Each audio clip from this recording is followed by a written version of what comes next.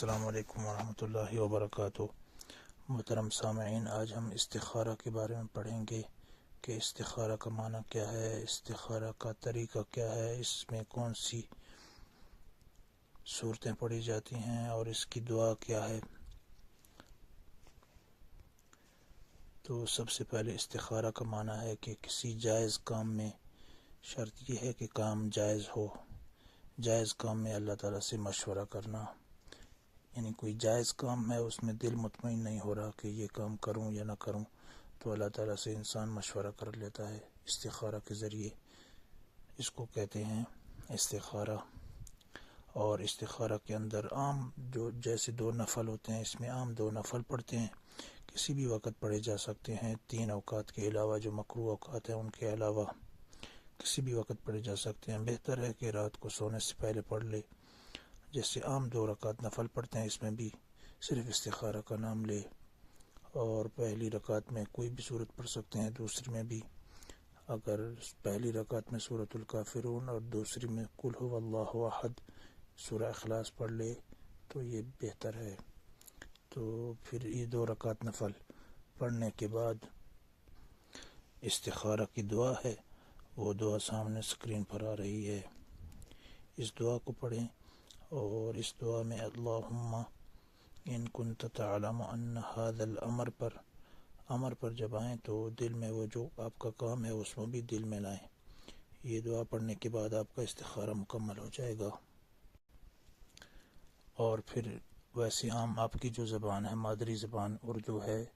پشتو ہے، بلوچی ہے، جو بھی ہے، سندھی ہے، اس میں بھی دعا کر سکتے ہیں کہ یا اللہ میں اس کام کے لیے میں نے یہ استخارہ کیا، اس میں میری رہنمائی فرمائیں۔ آپ کا استخارہ اب مکمل ہو گیا۔ اب اس کے بعد یہ ہے کہ مشہور یہ ہے کہ کوئی خواب آئے گا، اس میں یہ دکھلایا جائے گا، یہ کوئی ضروری نہیں ہے، بس آپ کا بھی استخارہ مکمل ہو گیا۔ اس کے بعد آپ کا دل کسی ایک جانب جو ہے مائل ہو جائے گا تو آپ کے لیے وہی بہتر ہے، یعنی کرنے کی طرف مائل ہو جائے گا، کہ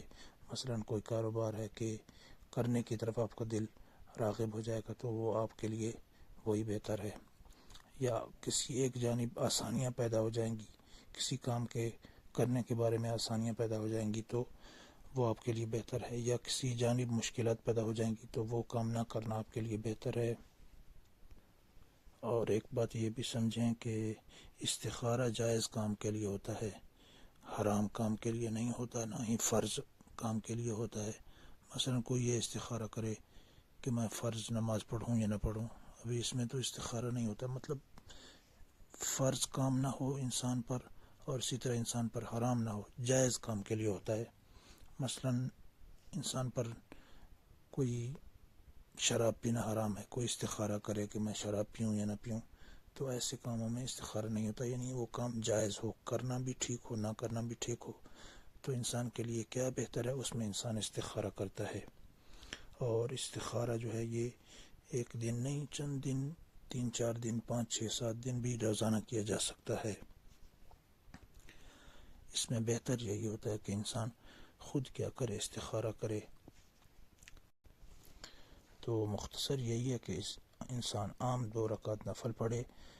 اور اس کے بعد استخارہ کی، یہ جو دعاؤں پر دی تھی وہ دعا پڑھے، اس کے بعد یہ استخارہ مکمل ہو گیا، آپ کا دل کسی ایک جانب راغب ہوگا، مائل ہوگا، وہی چیز آپ کے لیے بہتر ہے۔